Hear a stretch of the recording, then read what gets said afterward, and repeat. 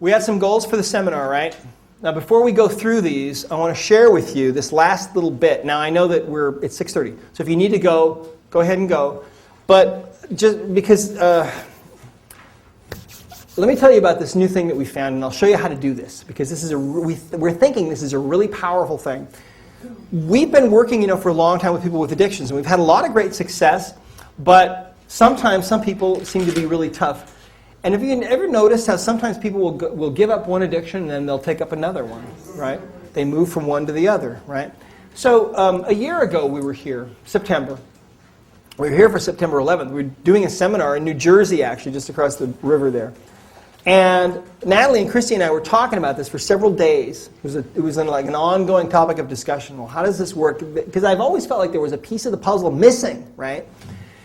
Well, it all came through that night, okay, and the next morning. And now we know about something that seems to be a very, very powerful thing. Now, we don't have all the pieces of the puzzle yet on this, but here's what seems to happen, okay? You know what a black hole is? Now, a black hole is a gigantic star that's collapsed and gone out of control, and it's collapsed down to a tiny little area of incredibly strong gravity. The gravity is so strong in a black hole that not even a beam of light can escape from it. That's why it's a black hole. It'll engulf entire galaxies. Well, what we found is that before we come to this world, we're in this other place, living with God. We're in this incredibly high vibration, which we can't even comprehend, right? When we come into this world, okay, the vibrational level is suddenly way lower, right? And all of a sudden, here we are, we're in this very low vibration.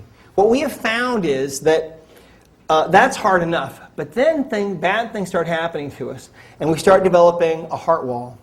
Now, we consciously don't remember where we were before we came here, but the deepest part of our heart does remember, see? There's memory in there, and that deepest part of us, that deepest part of our core, wants to get back there where we were, to that incredible place. But it can't have that. And so when you start developing these trapped emotions of anger and resentment and frustration and sadness and sorrow and everything around the heart, the vibrational level of the heart gets so low that something goes wrong. And the heart has this deep desire to get back to that incredibly high vibration. But when you have a heart wall, what happens is, when something comes into your life that is perceived as being pleasurable or bringing joy in some way, even if it's a perverted way, like with pornography or drugs or something else, it's like this black hole of energy gets created in the heart, and we call it an addictive heart energy. Addictive heart energy. You might want to write that down, because if you don't know what it's called, you won't be able to find it, because the body will not give it to you. It took us a long time to figure this out, and to figure out the name. The name for this was given to me. I woke up early this morning of this conference, and I knew what it was, and that's what it was. Because when you're finding stuff like this, like the psychic trauma thing, we couldn't work with that until we knew what the name of it was, and the name's already out there. It's already been predetermined, see? And that's how this is. So anyway, here's what happens with this. If you have this addictive heart energy, we believe that this is the energy that is the driving force, really, behind addictions. Because it's like you've got this black hole in your heart, and anything that comes into your world that is perceived as being joyful or pleasurable in some way, the heart just goes for that thing, even if it's bad and destructive and harmful, because it wants something that it can't have, so it takes something that isn't necessarily good for it. Does that kind of make sense? Yeah. All right. That's what this is, see? Now, we've had some amazing results. We don't have all the answers yet, but I'm going to show you guys how to do this, okay? And then you can run with it, and then you can let us know what happens, okay? Who asked me about this? Was that you? You know what? Come on up. It's only in the heart. It cannot be any other place. We haven't seen it any other place, but what we found is that you have to have a heart wall to have this. People who have never had a heart wall, they don't have this. And we can also, a lot of the time, release this without having to clear the whole entire heart wall. And it's really, really simple. Check out how simple this is. You ready? We're going to check and see if you've got it. So go ahead and say, my name is Judith. My name is Judy. Okay, Judy, just resist. She's nice and strong. My name is Bob. My name is Bob. Okay. All right, so she's testable. We got our baseline. Here's how we ask this. Do you have addictive heart energy? do you have addictive heart energy? And we test her, and what do we get? We get a yes. Now, a lot of people have this. And they may not necessarily have addictions to anything that we normally think of, but for me it was work. I was addicted to work. And, and that's cost me a lot with my family, because I've been a workaholic for many, many years. So we cleared this on me. The next day I was just like a zombie, flying home from New York. I mean, I don't know how I even made it home, because I was just out of it, because I was doing what? Processing this. The next morning, I have a daughter who's 11, right?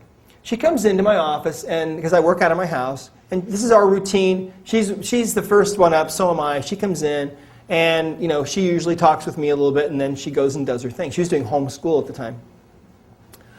That morning after I had this released was so weird. That morning I woke up, and I felt freer than I'd felt, I think, ever in my life. I felt like singing that song, free at last, thank God Almighty, I'm free at last. That's how I felt. And then she comes in, and I didn't even end up working that whole morning. I thought, hey, let's go shopping. She and I went shopping, and I spent the whole morning with her. I'd never done that. And at the end of that, I thought, this is crazy that I've never even done this with her. Here she is, 11 years old, That's what it was for me.